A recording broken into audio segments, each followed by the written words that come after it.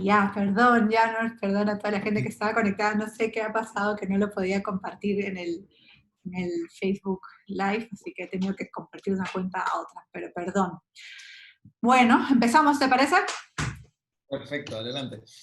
Bueno, nada, primero agradecer a todas las personas que se han conectado, que siempre nos están acompañando. Hay personas desde Colombia, México, Uruguay, Brasil, Estados Unidos, España, México creo que ya dije, bueno, Perú obviamente, y si me estoy olvidando de algún país, Uruguay, Paraguay y Países Bajos. Ya. Si me estoy olvidando de algún país, lo siento, pero gracias a todas las personas que se suelen conectar. Mi nombre es Francesca Brivio, soy presidenta ejecutiva de Cannabis Gotas de Esperanza, una asociación sin fines de lucro que busca sobre todas las cosas dar esperanza. Hacemos charlas, hacemos talleres para que pacientes puedan autónomamente y con el uso informado tomar las mejores decisiones para su salud. Creemos en las 3 vías de acceso para llegar a nuestra medicina. Creemos que hay que democratizar la planta, creemos que se debe poder autocultivar, el cultivo colectivo y por supuesto por laboratorios, que una como paciente puede ir a una farmacia y recibir su medicina, que el seguro se lo cubra, como dice nuestro reglamento, y peleamos por todo eso para acceder finalmente a la cannabis de la manera más segura. Recuerden que esta es una charla, es una conversación, no está recetando a nadie, solamente estamos compartiendo la información. Si es que tienes alguna enfermedad que crees que pueda ser tratada con cannabis, saca una cita médica, por favor. Ya en Perú hay doctores y doctoras que están capacitados para poder recetar.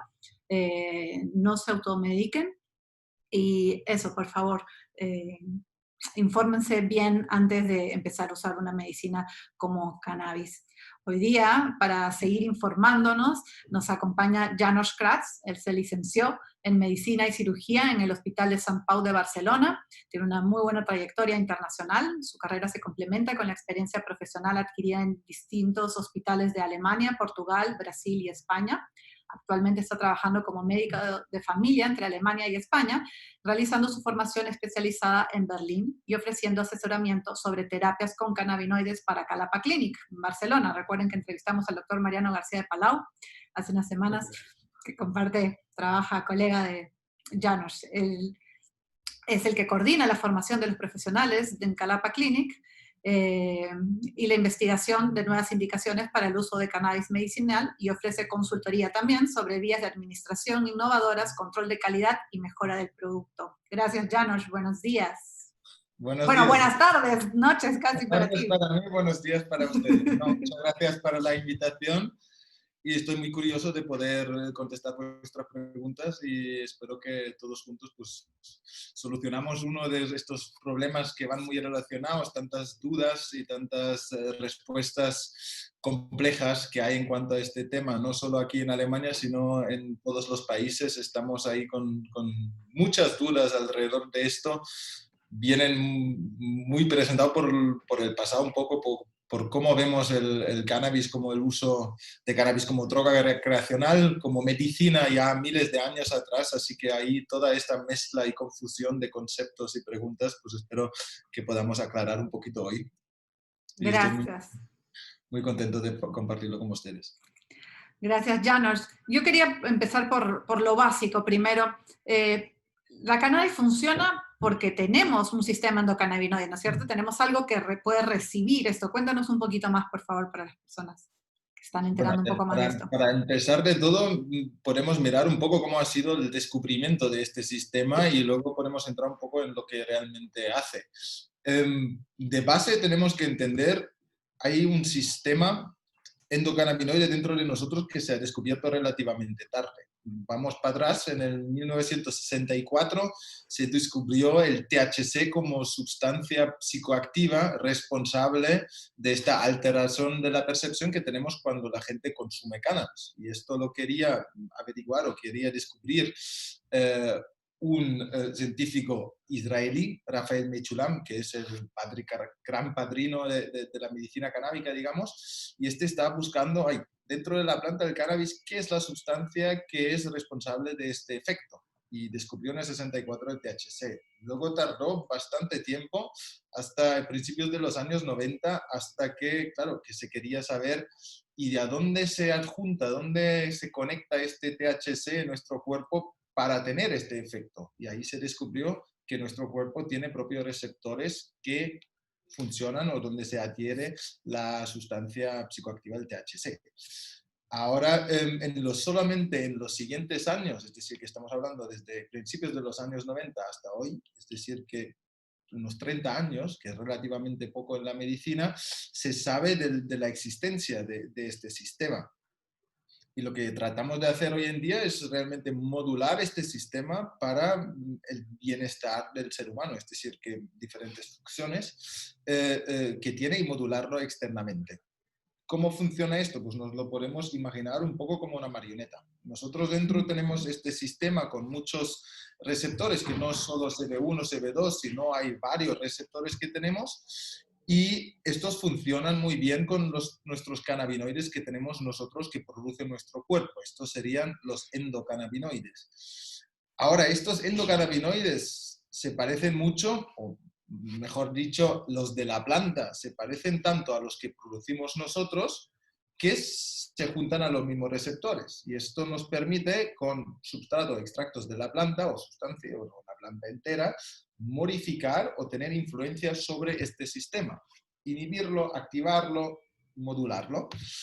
Y esto sería la segunda clase de cannabinoides que existe. Los endocannabinoides de nuestro cuerpo, los fitocannabinoides de la planta, y luego por otro lado que eran los cannabinoides sintéticos que principalmente se han descubierto o se han creado para poder investigar más sobre el sistema, porque estos, claro, estos los modificamos, los creamos nosotros y pueden ser puramente agonista, puramente antagonista, es decir, que activante o inhibiendo un receptor, y esto en la medicina tienen menos potencial, pero a nivel preclínico para la investigación son muy importantes porque podemos bloquear del todo un receptor u otro. Es decir, que estos tres tipos de cannabinoides son los que existen de momento y principalmente lo que estamos haciendo es intentar modular las funciones de este sistema dentro del cuerpo. Dependiendo de la situación o de la situación de la enfermedad que tiene el paciente, nos interesa más una cosa u otra cosa.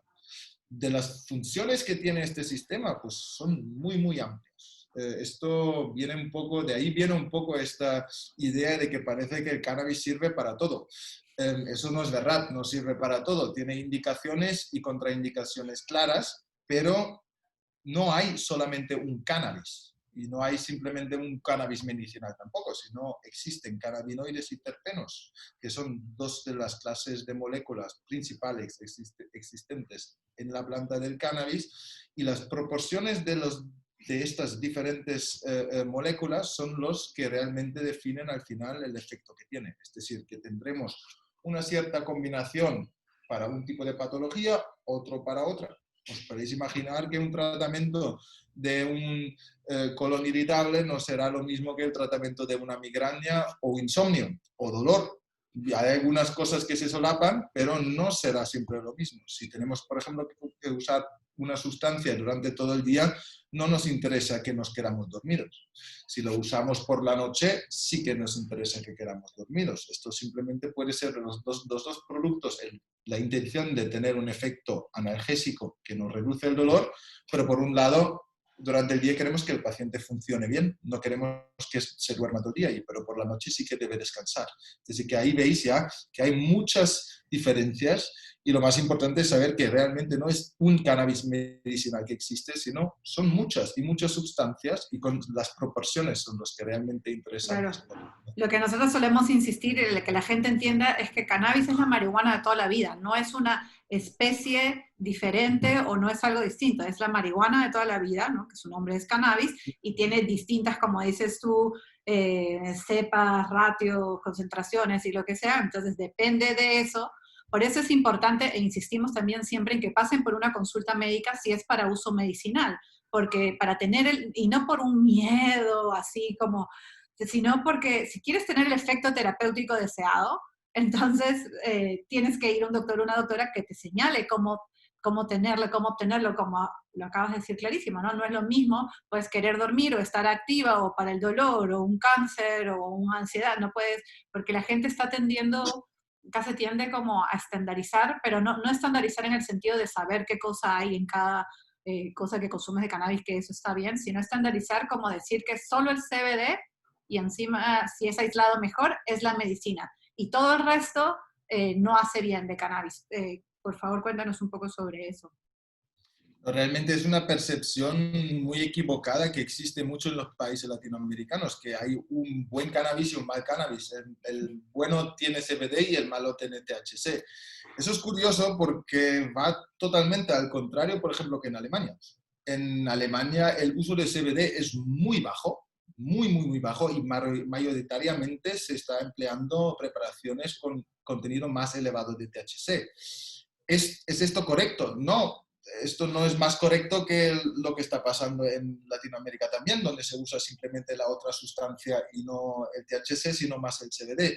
Pero correcto sería la combinación. Nosotros aquí en Calapa lo decimos desde hace 5 años, principalmente desde los principios, que la combinación de estos dos cannabinoides principales, se puede decir, no porque sean más importantes, simplemente porque sabemos más de estas dos, pero la combinación de las sustancias activas dentro del cannabis son lo interesante, y no hay uno bueno y malo, hay uno indicado para una enfermedad y uno menos indicado para una enfermedad, pero si cambia la enfermedad, pues ya puede cambiar totalmente de proporción, y así tenemos claras indicaciones donde nos interesa un producto que quizás sea más predominante en THC y en otras sea el CBD. Un ejemplo sería el tratamiento del dolor, por ejemplo. El cannabinoide más potente en cuanto al tratamiento analgésico es claramente el THC. Esto no significa que el CBD no nos aporta algo en el dolor. El CBD, por ejemplo, en combinación nos ayuda a reducir los efectos secundarios del THC y lo hace más que la gente lo tolere mejor. Y esto, por ejemplo, es un paso muy importante en principio de una patología o en principio de una terapia con cannabinoides. Por otro lado, si hablamos de ansiedad, si hablamos de inflamación, si hablamos de epilepsia, nos interesa más trabajar con un producto que sea más predominante en CBD.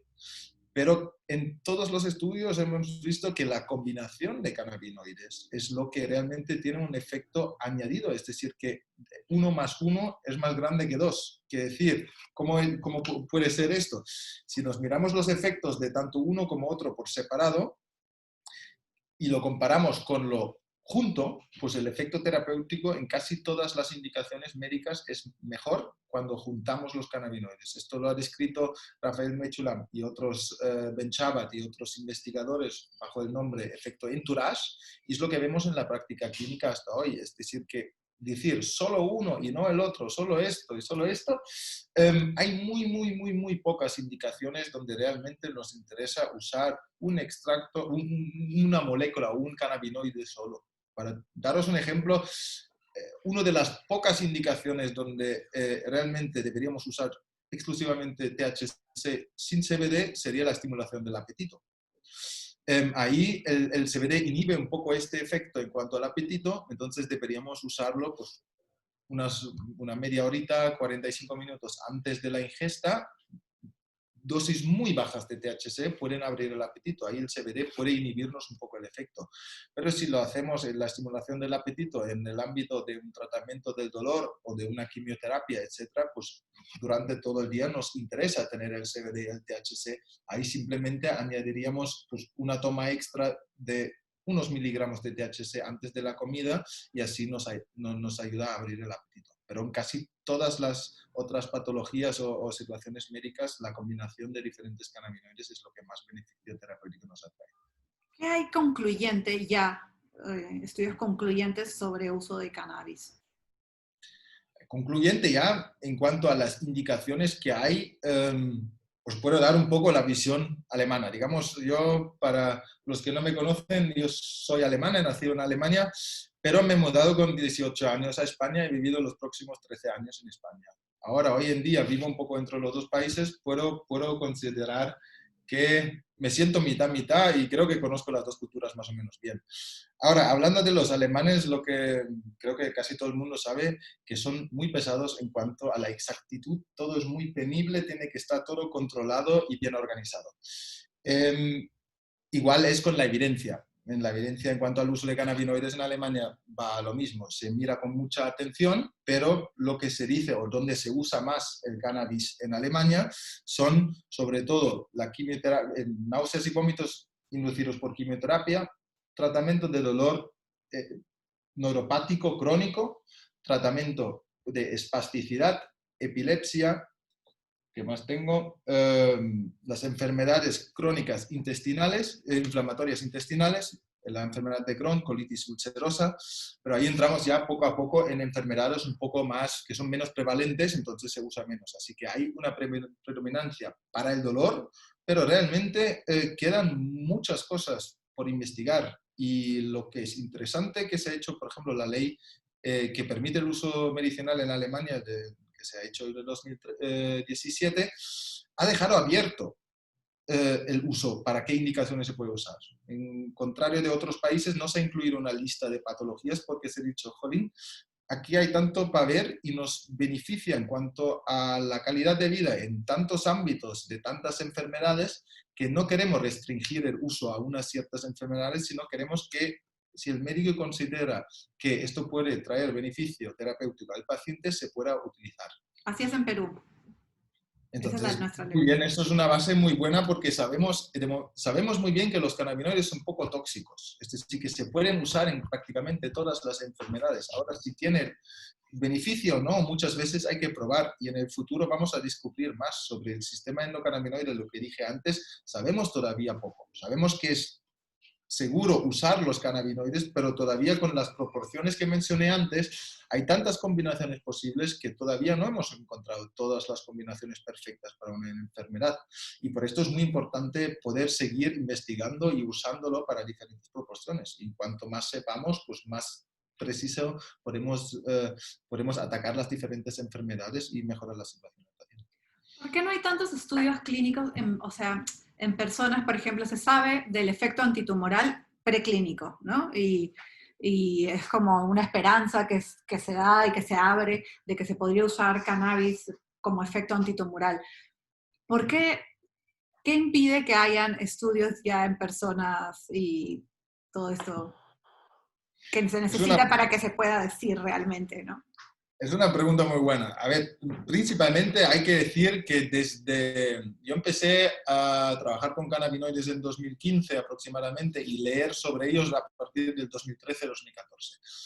Hasta hoy en día han aumentado muchísimo los estudios que se han hecho.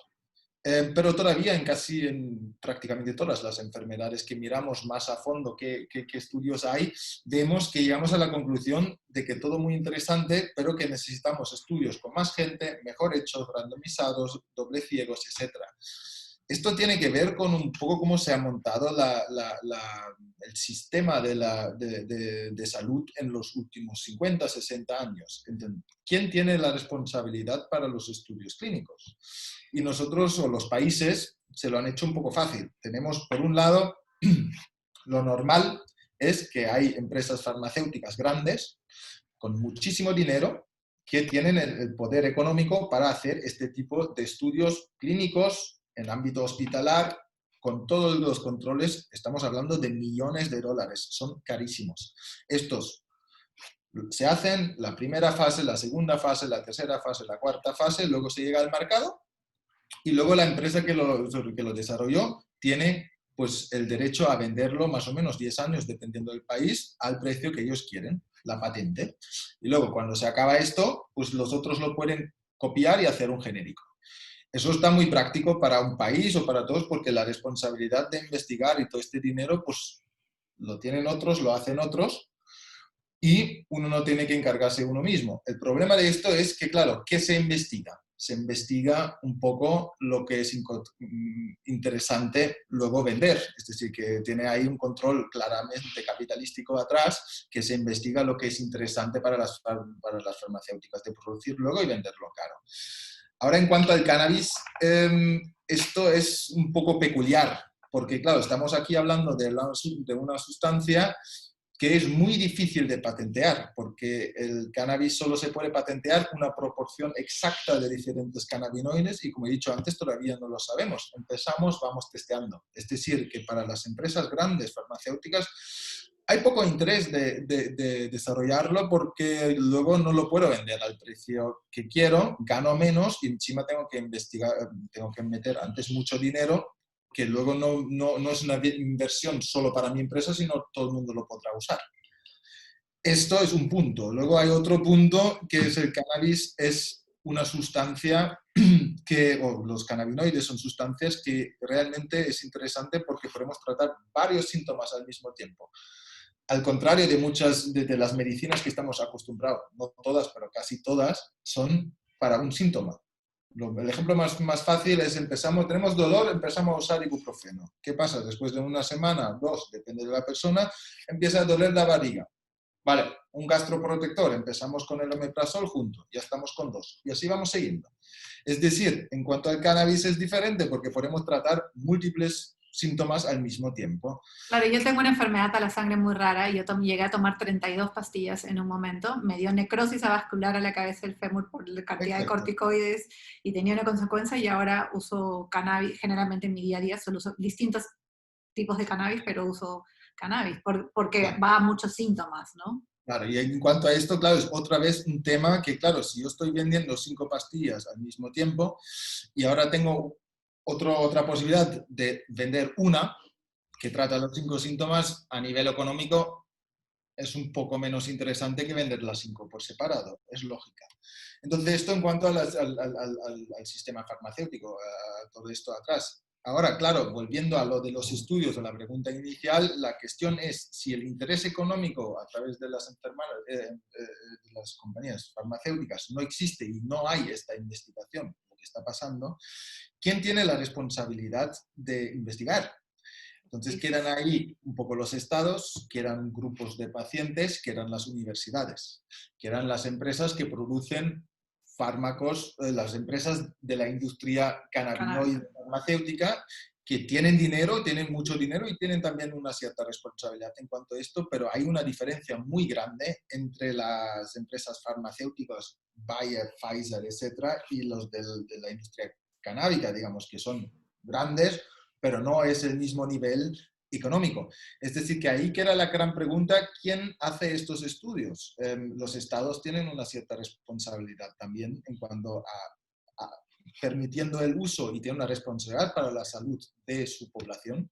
Es decir, que yo creo que también ahí los estados tienen que acostumbrarse a decir, vale, queremos esto, la industria no lo hace, entonces asumimos por lo menos parte de esta responsabilidad. Se está haciendo cada vez más, pero el gran problema es el coste y de momento se está muy poco a poco avanzando en cuanto a esto. Algunas indicaciones más, otras menos, pero lo que falta casi todos los lados son estudios de gran escala, bien hechos para realmente demostrar el uso. ¿Cuál es el uso indicado? ¿Y cuáles son las vías de administración que tú ves que se usan para el uso médico? Porque acá, por ejemplo, nuestra ley, nuestro reglamento, ¿no? Nuestra ley prohíbe la vida combustionada, pero eso no significa que la vaporizada no se debería poder, ¿no? Acá, pero está mucho en el imaginario aquí que es solo el aceite lo que es la medicina. No, realmente lo que se puede usar varias cosas. En Alemania, por ejemplo, lo que se usa mayoritariamente es la inhalación. Esto varía de país en país, depende de la disponibilidad de los productos, pero también depende otra vez de la enfermedad. Ahí las dos vías de administración claramente predominantes son la inhalación y la vía oral. Y estos dos, no hay una correcta y una incorrecta. Depende del paciente, depende de la situación del paciente. Luego vendría, por ejemplo, la tópica en forma de crema, el supositorio. Hay varias formas que dependiendo del paciente son más indicados. Para daros un ejemplo, si tenemos la enfermedad como la epilepsia o un dolor crónico que persiste durante todo el día, pues me interesa tener un producto, un fármaco que lo pueda tomar pues 1, 2 o 3 veces durante el día para que se mantenga un efecto bastante estable, porque quiero reducir el dolor y no quiero estar cada 2 minutos tomando algo para paliar el efecto. Entonces ahí, por ejemplo, sería interesante tener la vía oral porque tarda un poco hasta que tenemos el efecto, 1 horita y media, depende, pero luego se mantiene durante 6, 7 horas. Bien, no necesitamos tomar permanentemente más. En cuanto a la vía inhalada, es diferente. En la vía inhalada tenemos un efecto muy rápido, en un minuto, medio minuto, un minuto, pero nos dura más o menos hora y media, 2. Es decir, que esto, si estamos tratando un dolor crónico con esto, pues tenemos que estar vaporizando cada 2 horas. Eso es un poco agobiante porque, claro, uno trabaja, va al supermercado, no quiere llevar todo, además es complicado con el aparato, etcétera. Entonces, esto sería una vía que es interesante para enfermedades que tienen crisis de dolor. Por ejemplo, cogiendo el ejemplo de antes, la enfermedad de Crohn, que va con crisis del dolor abdominal, con crisis de espasticidad en otras enfermedades. Entonces, ahí migraña sería otro ejemplo donde necesitamos un efecto rápido, inmediato. Entonces, ahí el aceite que nos tomamos y nos lleva el efecto en 1 hora, 1 hora y media, nos llega un poco corto. Nos interesaría más tener algo rápido. Ahí entonces sería la vía inhalada lo correcto. Cuando hablo de vía inhalada, siempre hablo de inhalación a través de un vaporizador. La vía fumada en ningún momento es indicada medicalmente por la liberación de toxinas. De los Como supositorios... paliativo, si tienes un dolor muy fuerte, por ejemplo, y ya en vez de usar morfina, ¿no sería mejor fumar, por ejemplo? Pregunto que se siente más la analgesia. Se siente más la anestesia por La fumar. analgesia me refiero a que fumar que por vaporizar, ¿no? No, el efecto en cuanto... Lo importante es que se decarboxilen los cannabinoides. Los cannabinoides están en forma ácida en la planta y necesitan ser calentados para decarboxilarse. Un grupo se va y hay que sacarlo, y esto se hace a través hay que calentarlo a unos 180-200 grados. Entonces, cuanto más, no es más potente, sino simplemente tiene que estar por encima de esto. Ahora, si en un paciente paliativo que no tenga acceso a un vaporizador, y estamos hablando de realmente un efecto paliativo, ahí podemos decir, bueno, pues el efecto a los pulmones podemos dejarlo por un lado, ahora nos interesa que tenga acceso, pero estoy hablando de que cuando no hay acceso a un vaporizador. Claro, pero lo ideal es, de hecho, cuando dices vía inhalada, que sea por un vaporizador y tratar de tener lo mejor que se puede dentro de la situación, ¿no? El vaporizador. Pero claro, si no hay, y estamos hablando de mucho dolor y de un paciente terminal, pues obviamente se puede optar por otras vías que en este caso no serían las mismas. Claro, bueno, y te dijiste supositorios también. A los supositorios, un ejemplo muy simple sería en niños, o en niños que no pueden vaporizar o no, pues es difícil mantener las gotas en la boca, o en gente mayor que con una cierta reducción de la independencia, de la autonomía, que no son capaces de tragar bien o lo que sea, y en los casos sería un supositorio, es práctico porque se aplica simple, se absorbe y es fácil. Perfecto. Porque ya nos queda un poquito más media hora, voy a leer las preguntas que te han hecho, que han mandado las personas que se fueron inscribiendo al Zoom. ¿Cómo puedo acceder a conocimientos en medicina cannabinoide? Pregunta alguien. La pregunta del millón. Hoy en día es más fácil. Ahora os digo un par de consejos. Yo ya explico. En el 2015, cuando empecé, era puramente entrar en PubMed o en los bases de datos y empezar a leer. Empezar a leer un estudio, otro estudio, otro estudio. Y esto es la vía dura, pero es así donde se gana realmente un conocimiento profundo de cómo funciona todo. Hoy en día hay diferentes páginas, hay más información, pero hay que mirar bien quién lo ha hecho, es basado científicamente o porque hay muchas cosas muy confusas. Yo lo que puedo recomendar son los Cannabis Clinicians, que habéis colaborado ustedes también, que hacen un trabajo muy bueno. Aquí en Calapa Clinic tenemos bastantes documentos publicados que la gente se pueda informar.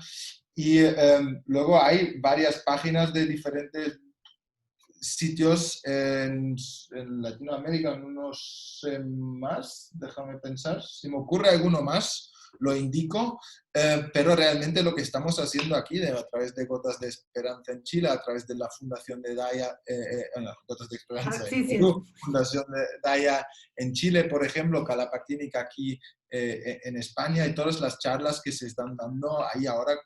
En ámbito de COVID hay muchas charlas online que se están haciendo y que creo que uno se puede beneficiar mucho porque realmente es una muy buena vía de acceso para escucharlo. Pero realmente, de momento, no hay muchas otras, no hay mucho preparado. Es la vía dura de autoaprendizaje mirándose los estudios y leyéndoselo bien. Y esto es un poco como hay que hacerlo. Yo imagino que en el futuro habrá más estudios mejor hechos, habrá libros más, pero hasta que en las universidades no se aprenda y no haya grandes editoriales que publiquen libros en condiciones.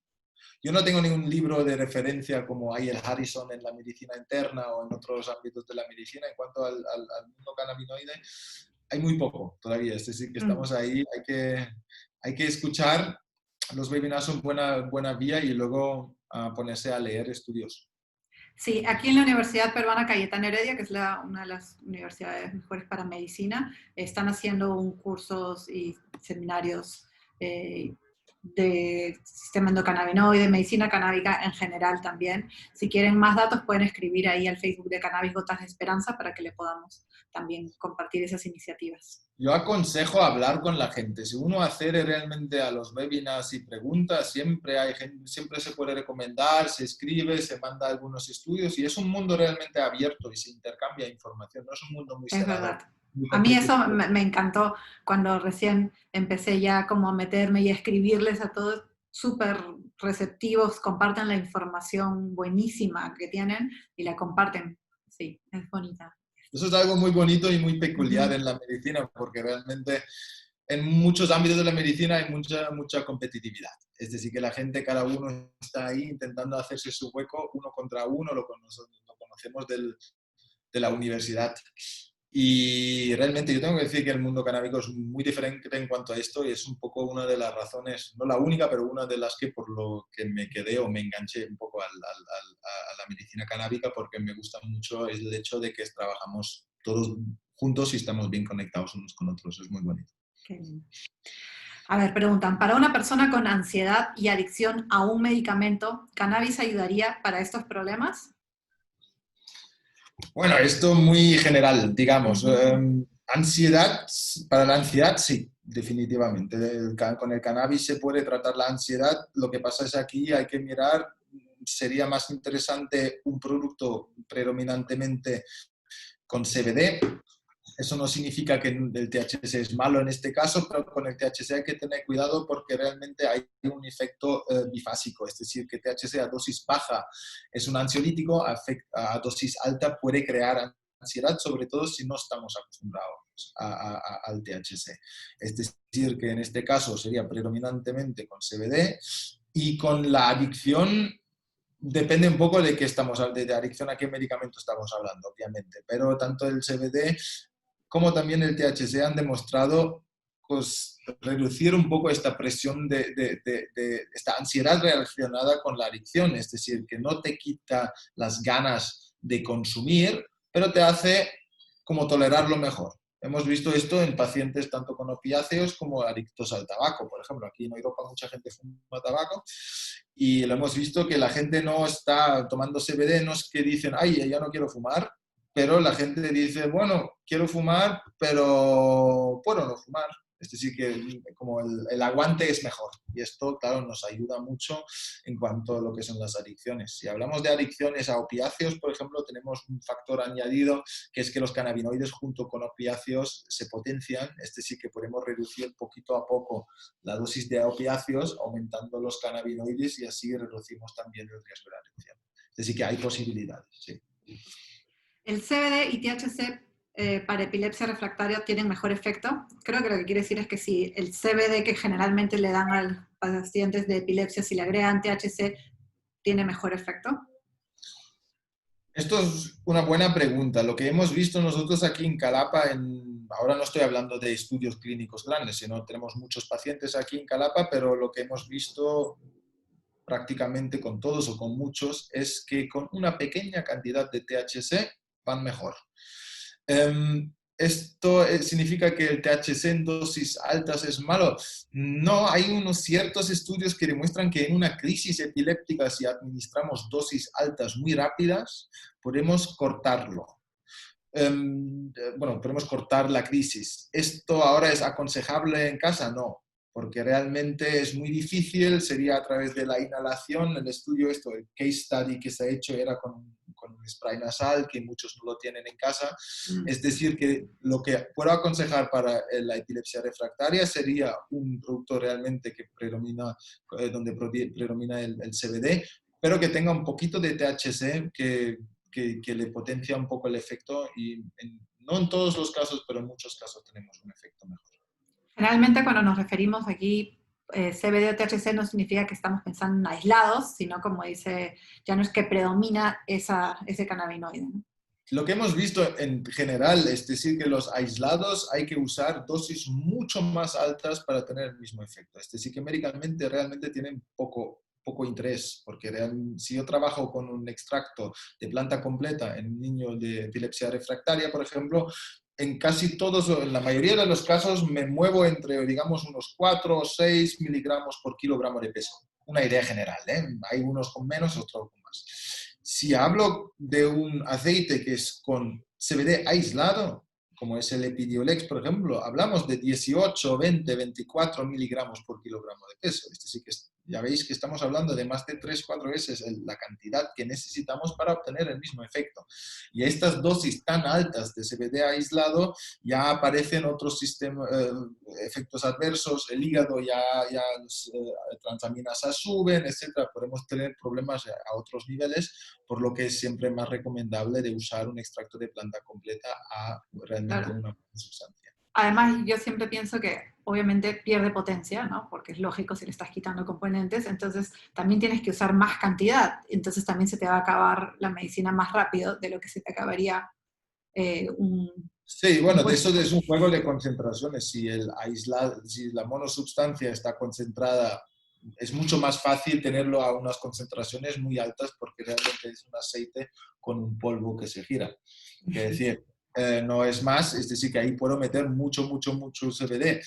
La cuestión es no necesitamos tanto CBD. Es un poco como con las vitaminas. Tenemos las pastillas de las vitaminas, que esto es mejor que nada. Quiere decir, cuando uno no come tal, antes de no tener nada de vitaminas, mejor tomarse una pastilla de estas. Si nos miramos el resultado, pues realmente médicamente tiene más sentido comerse 3-4 piezas de fruta al día. El cuerpo lo absorbe mejor, lo usa mejor, funciona mejor. Y va un poco por la misma dirección. Es decir, que la naturaleza muchas veces nos da las cosas ya un poco ahí preparadas para que nuestro cuerpo lo pueda usar bien. Esto ha venido con la evolución de miles y miles y miles de años que nos hemos ido acostumbrando.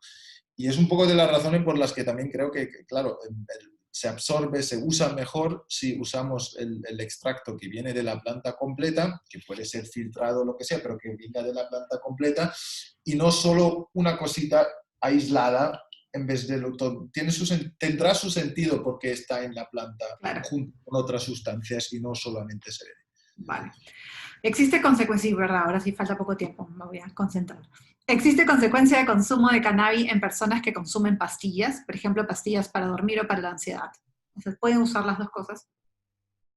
Esto es un tema, es altamente dependiente de lo que se está usando. A ver, para cualquier uso canábico, recomiendo hablar, como Fran ha dicho antes, hablar con un médico que se lo mire bien. Estamos hablando de un medicamento, de una sustancia que tiene efectos, pero tiene efectos secundarios también y puede tener interacciones medicamentosas con otro tipo de fármacos. Y es totalmente normal, todo lo que estamos tomando tiene interacciones. Todo lo que hay en la farmacia tiene interacciones con otro y al revés.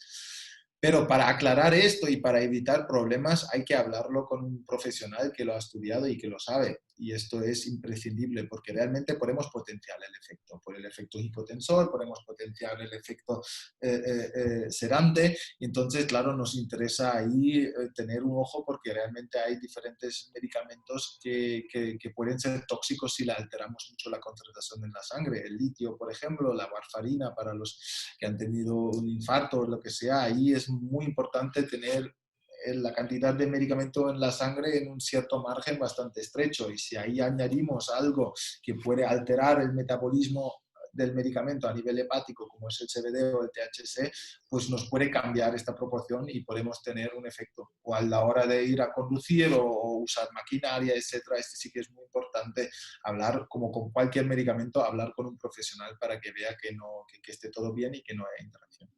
Gracias. ¿Cómo se debería prevenir una deficiencia clínica en el sistema cannabinoide? Uy, esto es una teoría, ahí alguien ha hecho sus deberes. Esto es una teoría muy interesante. Hay una teoría de deficiencia de endocannabinoides de Ethan Russo, uno de los, con Rafael Mechulam y más gente, uno de los investigadores quizás más conocidos del ámbito canábico. Y él lo que principalmente dice es que si nos miramos la medicina y todos los sistemas de neurotransmisores, pues cuando hay un déficit cuando tenemos demasiado o nos falta, pues hay algún tipo de alteración, algún tipo de enfermedad. Ahí, por ejemplo, en cuanto a la dopamina de Parkinson, la serotonina para otras enfermedades, tenemos las aminas para la depresión, es decir, que ahí hay todo, cuando nos falta algo, se crea una enfermedad, ¿ya? Otro ejemplo que no tiene nada que ver con neurotransmisores sería la diabetes. En el diabetes, si nos falta insulina, tenemos un problema. Este sí que en nuestro cuerpo va mucho por el balance de que no tengamos demasiado, pero que tampoco nos falte. Ahora, la teoría de Ethan Russo dice que, vale, si es por todos estos sistemas así, ¿por qué va a ser diferente en el sistema endocannabinoide? Y esto realmente es la pregunta. Entonces se asocia, o él cree, que hay un cierto espectro de enfermedades que podrían ser asociados a un déficit de endocannabinoides. Esto podría ser, por ejemplo, la migraña, el colon irritable, son dos ejemplos que vienen de este espectro. La fibromialgia quizás también, es decir, que muchas son relacionadas, no tenemos una prueba definitiva que nos dice es esto o esto la enfermedad, es decir, que el diagnóstico es por descarte. En este espectro de enfermedades vemos que siempre hay aparecen muchas veces juntos. Cuando tiene uno fibromialgia, muchas veces tiene también un poco de depresión, va ahí muy relacionado. Y también ya hay los primeros estudios, pero esto de muy poca gente también, donde se ve unos índices que podría ser verdad. Por ejemplo, si se compara la anandamida, que es un endocannabinoide o el endocannabinoide principal, si queremos llamar uno, si lo comparamos con gente que tiene migraña y con gente que no tiene migraña, hemos visto que la cantidad en el licor, en el líquido cefalorraquídeo, es más bajo en los que tienen migraña comparado con la gente de control, los normales. Es decir, esto es una prueba, no, es un índice, nos da una pista.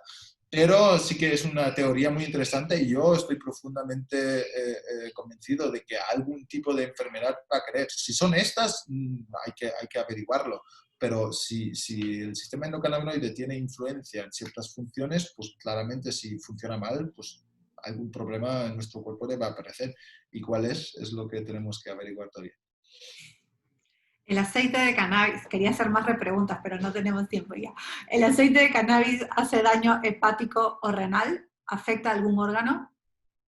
Depende de las cantidades, es lo que hemos dicho antes. Realmente si hay que mirar porque los cannabinoides se degradan a nivel hepático. Es decir, claramente si ahí hay un problema hepático ya de base o el metabolismo de los cannabinoides se ralentiza y lo tenemos más tiempo en la sangre, o hay alteraciones a nivel hepático, puede encargar demasiado, darle demasiado trabajo al hígado y ya no funciona. Pero también es lo mismo que hemos dicho antes. En cuanto a esto, hay que hacerlo en un ámbito médico, con análisis de sangre previa, mirando las transaminasas, cómo funciona, y luego se puede ver. Y luego tampoco, no son hepatotóxicos, es decir, que no hacen mal al hígado. Pero si usamos barbaridades de dosis o si lo hacemos con combinaciones de fármacos que pueden dar interacciones, pues pueden crearnos problemas. ¿Y alguien con hígado graso? Preguntan. Eso también depende. Es decir, que por general no se puede decir que no, pero hay que mirar cómo es el hígado, cómo van cómo funciona, cómo son los valores y entonces se ve. Se empieza a dosis bajas, se va controlando y si no empeora mucho está bien. Habrá algún momento donde el hígado deja de funcionar, entonces hay que bajar otra vez la dosis o la de otros medicamentos. Sí, como siempre decimos, no es que de entrada no puedes usar cannabis, pero pasas por una consulta médica y ya el doctor o la doctora verá si para tu caso cómo llevar la terapia, si es que hay que llevarla o no. ¿Cómo tratar efectos secundarios de una quimioterapia con cannabis en niñas? Bueno, es específica Bueno, también. esto, claro, esto, como he dicho antes, el cannabis no es que trata todo tipo de efectos secundarios, depende de los efectos secundarios que tengamos, hay que empezar a dosis bajas y podemos reducirlos, podemos reducir el dolor, podemos reducir la ansiedad asociada, podemos estimular el apetito, podemos quitar náuseas y vómitos, pero esto, claro, depende de la situación del paciente, de la tolerancia de los aceites, etc. Y también depende, obviamente, de la quimioterapia usada y de la enfermedad de base, obviamente. ¿Y para cáncer de la piel, vía tópica? ¿O cuál es la mejor manera? Para la vía tópica prácticamente no hay estudios. Para Es cáncer decir, piel. para cáncer de piel hay unos case studies, unos casos clínicos con resultados bastante interesantes, pero realmente evidencia en este ámbito se ha investigado muy, muy poco y se puede decir, con seguridad clínica se puede decir prácticamente nada. Lo que hemos visto aquí, hemos tenido un par de pacientes donde con cremas con alto contenido de THC, que la ventaja es que a vía tópica se puede usar porque no entra en el riego sanguíneo, este sí que se puede colocar simplemente donde sea necesario y hemos visto efectos muy interesantes, pero así por general es un ámbito muy nuevo y donde falta mucha investigación. ¿Hay evidencia de cannabis para salud mental? Sí, esto ahí hay una doctora muy buena en Argentina. Ya le hemos entrevistado también, pueden buscar Bueno, su video en YouTube. no me acordaba si era por lo de Daya o si era aquí. Muy bien, Celeste Romero es la más profesional en este ámbito que conozco y obviamente hay evidencia. Lo que pasa es que hay que trabajar con alguien profesional. En este ámbito sí o sí, no tampoco, también diría que casi no basta ni ir a un médico general o lo que sea, ahí necesitamos a alguien especialista en el ámbito de las enfermedades para realmente poder ampliarlo, porque se puede mejorar mucho, pero se puede empeorar mucho también. Este sí que es algo que va mano en mano y que hay que saber muy bien el producto que se usa, hay que hacer la dosificación muy bien y hay que hacer la preparación del paciente muy bien. Este sí que esto es un tratamiento que va muy mano a mano con el médico y se necesita una adherencia en control médico muy cercana. Para evidencia en dolores premenstruales o menstruales También. también, ¿no? Sí. Esto en los dolores premenstruales y menstruales se ha visto que tiene efecto. A ver si nos miramos las propiedades que tiene el cannabis. Antiinflamatorio, analgésico, antiespasmolítico, es decir, que relajante muscular, son todas cosas que nos ayudan en este ámbito. Ahora, estudios clínicos en este ámbito se han hecho pocos, pero es un tema que está en creciente interés. Así que imagino, espero que en los próximos años haya más estudios en cuanto a esto. Sobre todo la aplicación vía supositorio intravaginal, por ejemplo, es muy interesante porque aplicamos justo donde lo necesitamos y podemos reducir el efecto psicotrópico, por ejemplo, porque todo lo que tomamos oralmente, claro, afecta a todo el cuerpo.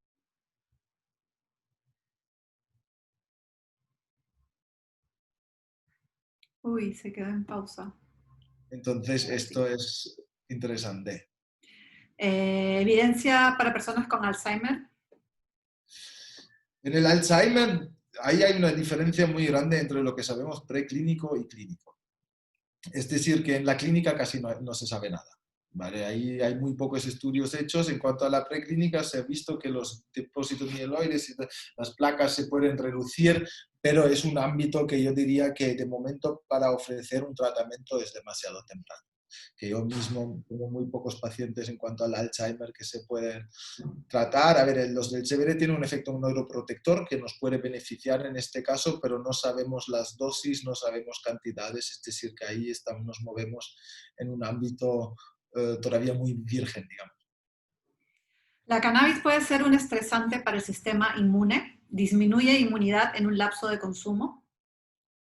En un lapso de consumo sí, porque claro, si estamos permanente dando una sustancia a nuestro cuerpo, pues nos crea estrés. Si hablamos de un uso crónico alto, significa que nuestro cuerpo necesita el cannabis para estar normal. Esto ya no es, ya no es una situación normal para nuestro cuerpo, y nos puede crear estrés y a través del estrés nos puede reducir la capacidad inmune que tenemos. Pero por general, no diría que el cannabis es malo para el sistema inmune si hay un uso responsable. ¿Sirve usar aceite de cannabis sin THC para controlar el trastorno de ansiedad, obsesiones, conductas rituales compulsivas? ¿Cómo otra vez? Por favor. Sí. ¿Sirve usar aceite de cannabis sin THC para controlar el trastorno de ansiedad, obsesión y conductas rituales compulsivas? Sí, sí, pero también digo lo mismo, con un poquito de THC funciona un poquito mejor, muy poco, hablamos de quizás un 1%, un medio por ciento, lo que sea, no hace falta mucho en absoluto, al contrario, mucho nos crea ansiedad, pero con una proporción de 20-1, más o menos, pero mucho más CBD que THC, vamos muy bien con este tipo de enfermedades. Vale, estoy salteándome varias preguntas que son como repetitivas sobre cáncer, ansiedad, depresión y esas cosas. ¿Se puede prevenir la demencia y el principio de Alzheimer con cannabis? O sea, prevenir, no cuando ya lo tienes, sino como prevención.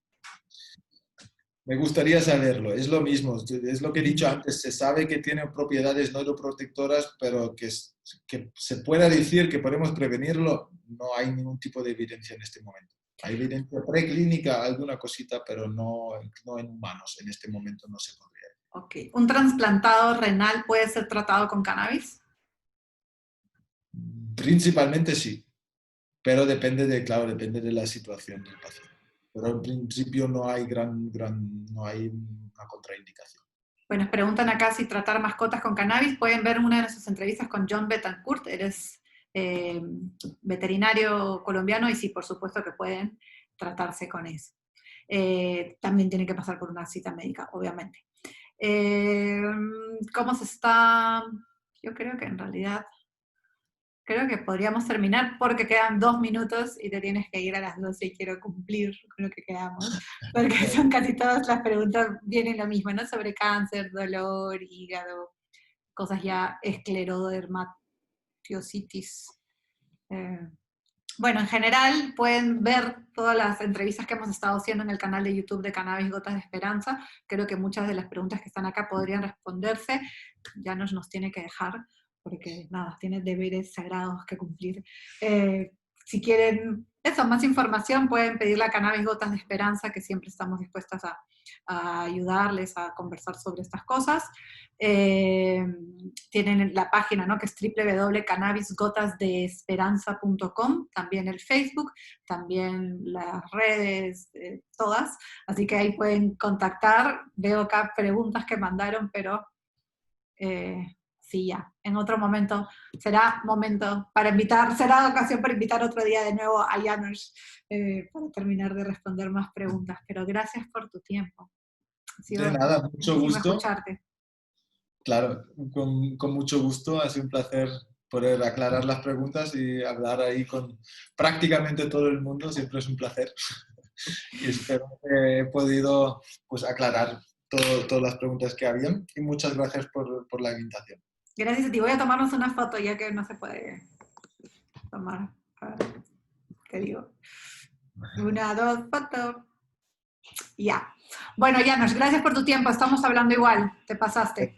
Disfruta. Que estés muy bien. Adiós. Gracias a todas las personas que se conectaron.